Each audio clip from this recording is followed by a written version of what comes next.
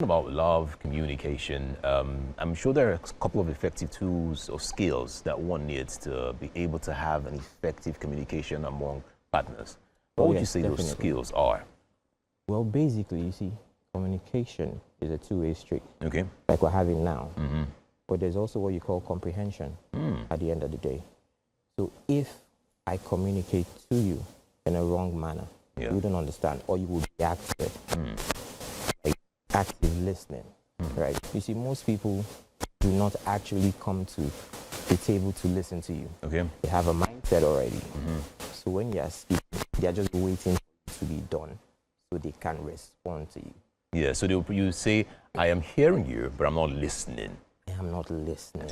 Exactly. And you see, how you come to communicate with people is a very important factor. I'll give you an instance, right? If I come at you in an aggressive manner, right? And there's one of the functions of the human brain, which is to guard you, the body, right? So if I say certain words, put up a defense. Exactly. Instantly. If there's a situation and I come at you like, you did this to me and I do not like it, they're going to put up a defense, right? Because automatically the brain senses an argument, an attack at it. So it puts up a defense. Yeah. But if I come at you and I say, I felt a certain type of way when you did this, you're more prone to listen to me. All right, but let me ask you this, yes? Some people actually see that as gaslighting. The moment you say, I feel this is how you made me feel, they feel like, oh, for some reason you're about to gaslight them. With a family, how do you correct that notion with your partner to make your partner feel like this is not gaslighting, but this is actually how I feel? Remember, I said earlier that communication-wise, you need to come to the table to actually listen to me. Gaslighting, you feel I'm gaslighting you because you already have an opinion. True. When I tell you, let's have a conversation about a situation, you've already put up a wall. Yeah. So you're not ready to listen. So it comes off as gaslighting, but it's actually not. Hence why we say active listening. You need to listen, be open-minded about a situation, right? And how you portray that situation.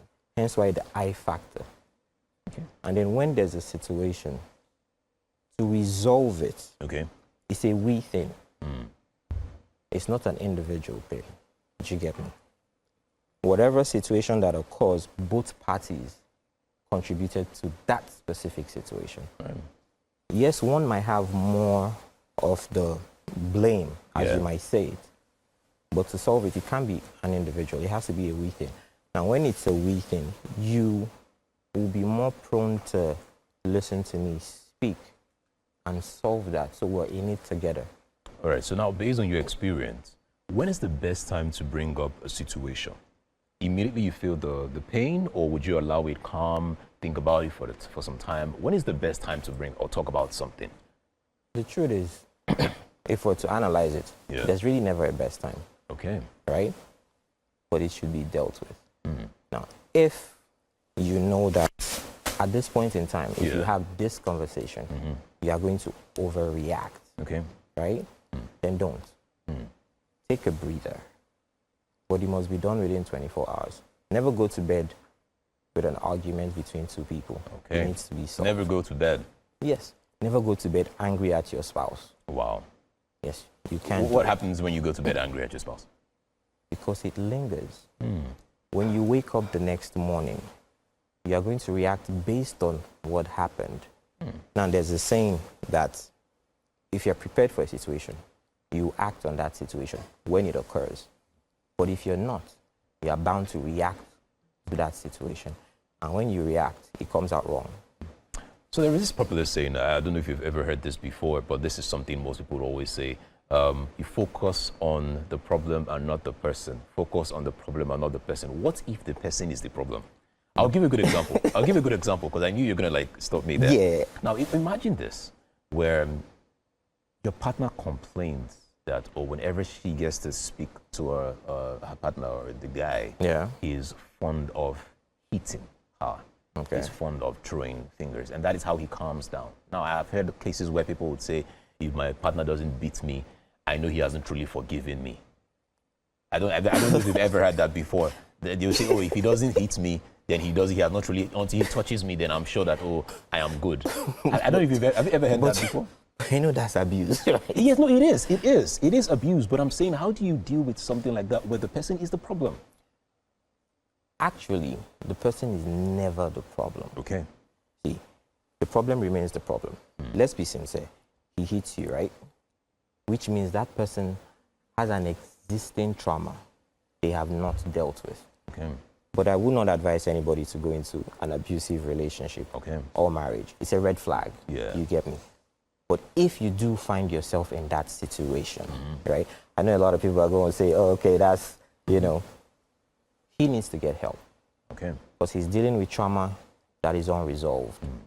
At the point that trauma is dealt with, he becomes okay. Hence why the problem is the problem. The individual is not the problem.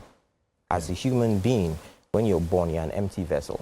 So situations occur over time that fill up a bottle.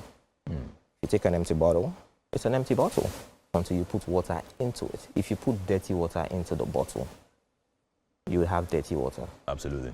You can take the bottle and toss the water out. Right. And fill it with clean water. So it's just trauma that needs to be dealt with. Right, so let's talk about the statement forgive and forget. Yes. Oftentimes you hear people say, I've forgiven you but haven't forgotten. Now, my mom always tell me when you really forgive someone, you actually forget as well. But what is you're an experienced person here. You've been doing this for a while. So I just want to ask you, what is the right thing to do? Do we actually forget, or do we, when we forgive people, do we watch from a distance and still have these things in mind as well? What helps in a relationship? You see, when you say forgiveness, if we go by the biblical term of forgiveness, all right, okay, it encompasses the whole process. If I forgive you, I can never hold that against you.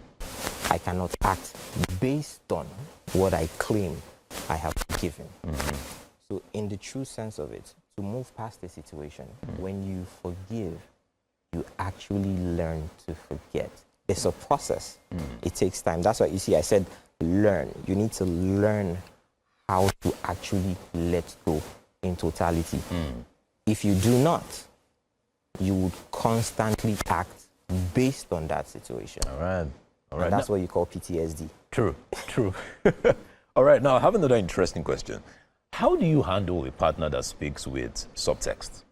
I'll give you a good example. Yeah. You have people that, for example, you're with your partner, you go back from work, she's not saying anything to you, she's just looking at you, and then, suddenly you're like, oh, babe, or my dear, are you okay? Are you fine? And she says, I'm fine, I'm okay.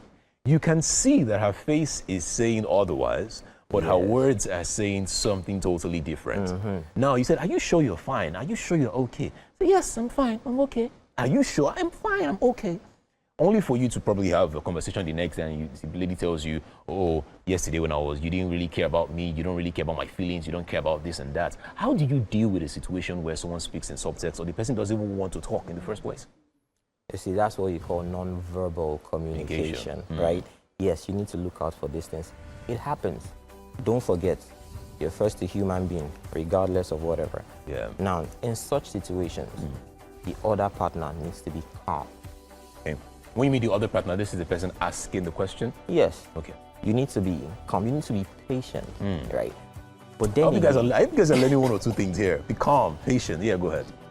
But then again, you see, when entering a relationship or a marriage, there are few things you guys need to talk about. Situations like this needs to be discussed. You get me? If we have a situation, how do we deal with it? What's the timeline we need to have this conversation? It might be at the point you were asking her. She knows she will transfer the aggression to you. Because of that, that's why I said you need to be calm about it. And then when she's open to talk, but again, there has to be a period of time this conversation needs to be had. And then, see, most people do not empathize. And that's one of the things in communication. Empathy is very, very key. Okay. Being able to understand how you felt at that particular moment. Once I understand that, I will give you a breather. Okay. Knowing that, okay, she felt this way, hence why this whole action and reaction going on. And then when she's ready to talk, listen to her. Don't be on your phone. Okay. Don't have the TV up. No. Sit together. If it's your bedroom, sit down and just talk about it. And she would open up. She'll tell you everything. That And is, then don't judge. we listen, we don't judge. You don't judge. Never. All right. Thank you very much. That is all that we can take this time. We're super excited.